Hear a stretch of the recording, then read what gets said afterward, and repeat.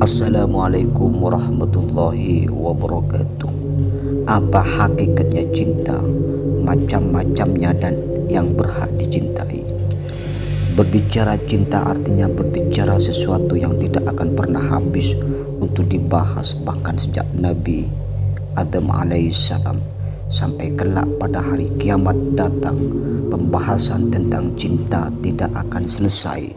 Setiap generasi mempunyai bahasan menarik dan pelik tentangnya.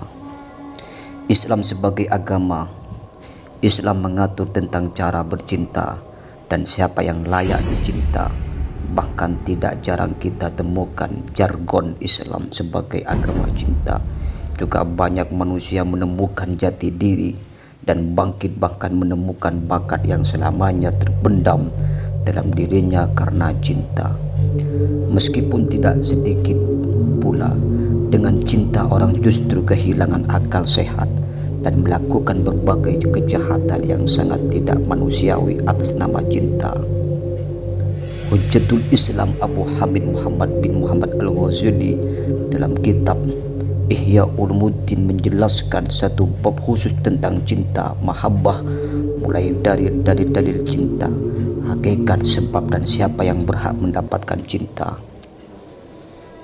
Dalam Al-Quran banyak ayat yang berbicara tentang cinta. Begitupun dengan hadis Rasulullah Sallallahu Alaihi Wasallam. Bahkan keimanan paling sempurna adalah iman yang dilandasi cinta. Tanpa cinta, keimanan hanya sebatas nama tanpa makna.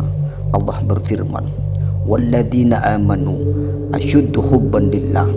Adapun orang-orang yang beriman sangat besar cintanya kepada Allah Subhanahu wa taala.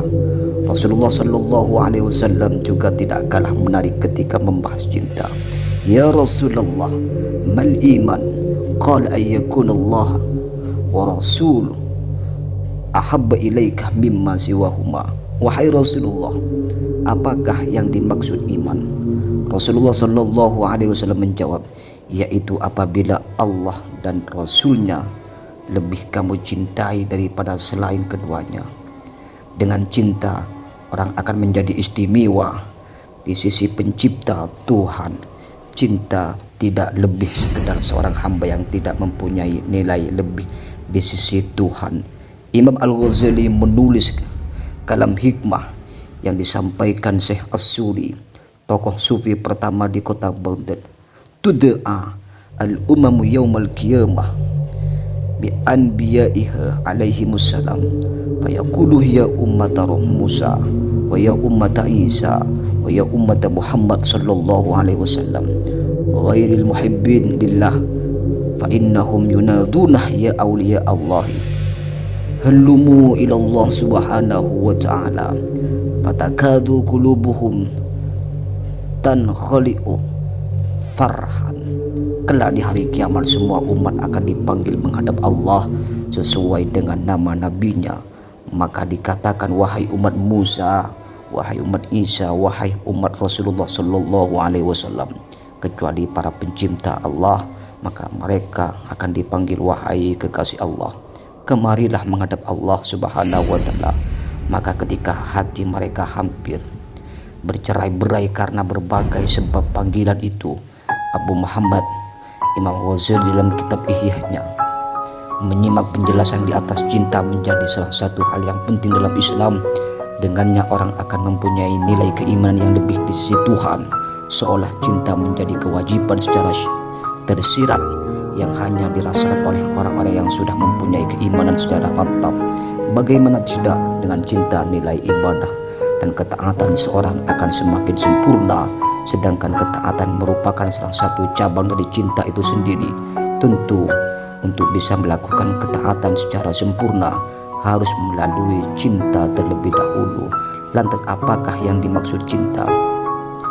Hakikat cinta menurut Imam Al-Ghazali yang perlu dipahami sebelum membahas hakikat cinta adalah pengetahuan dan penemuan si pencipta. Menurutnya cinta tidak akan tergambar atau minimal tidak akan ada dalam sosok seorang jika ia tidak mengetahui pada sosok yang ingin dicinta. Karenanya semua benda-benda mati tidak bisa dikatakan sebagai pecinta karena tidak memiliki indera untuk menemukan apapun yang layak untuk dicinta. Pengetahuan dan penemuan menjadi proses penting untuk menemukan cinta secara hakiki. Tentu nilai cinta tidak akan sama antara satu dengan lainnya. Semua tergantung seberapa besar pengetahuan dan penemuannya dalam pengembaraan si pencipta. Dalam pengembaraan si pencinta menemukan hakikat cinta dan kepada siapa akan mencinta.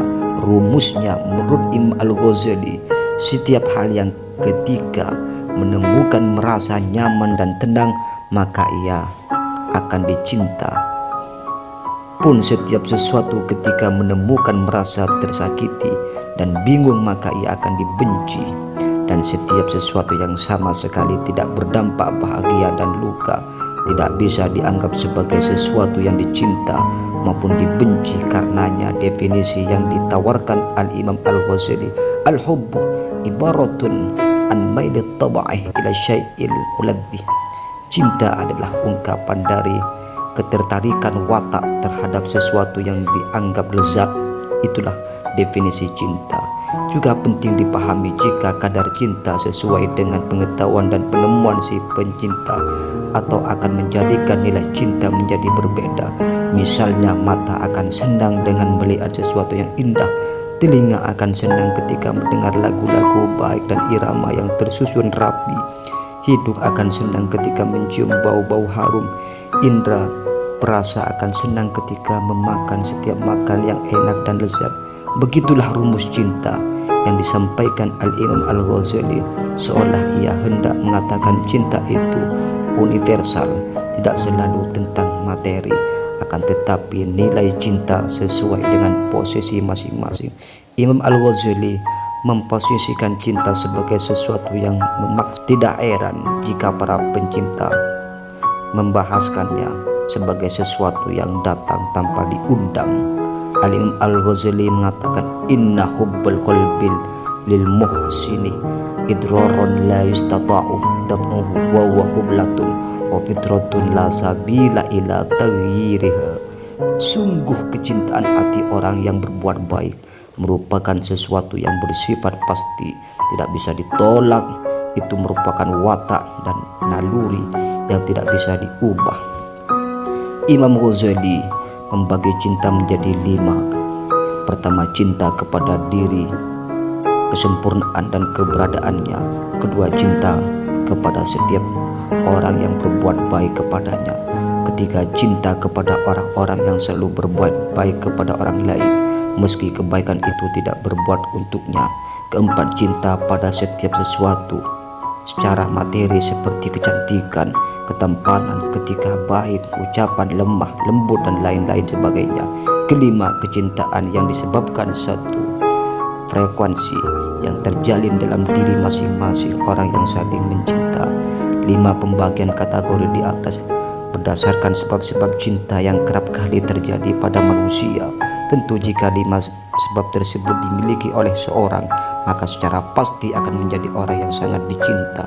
Contohnya, jika orang mempunyai anak dengan wajah tampan, cantik, baik etikanya, baik akhlaknya, sempurna ilmunya, baik perbuatannya, baik pada orang dan berlaku baik pada kedua orang tuanya, sudah tentu ia akan menjadi anak yang sangat dicinta oleh kedua orang tuanya, yang kelak dicinta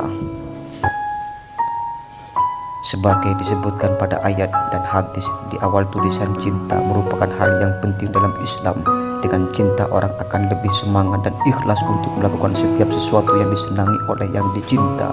Dengan cinta pula ia tidak lagi bertanya mengapa dan kenapa, karena semuanya dilakukan atas dasar cinta yang sudah melebihi segalanya.